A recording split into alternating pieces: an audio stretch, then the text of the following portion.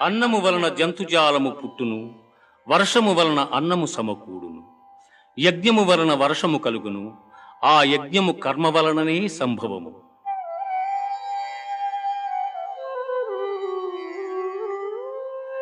ఏవం ప్రవర్తితం చక్రం నానువర్తయతి హయః అఘాయురింద్రియారామో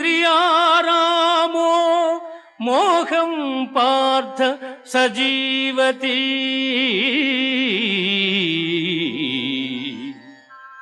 పార్థ, నాచే నడుపబడు ఈ లోకమును చక్రమును బట్టి ఎవడు అనుసరింపడు వాడు ఇంద్రియలోలుడై పాపజీవనుడగుచున్నాడు. అట్టివాడు వ్యర్థుడు. జ్ఞాని కానివాడు సదా కర్మలను ఆచరించుచునే ఉండవలెను. యజ్జదాచరతి శ్రేష్ఠః తత్తదేవే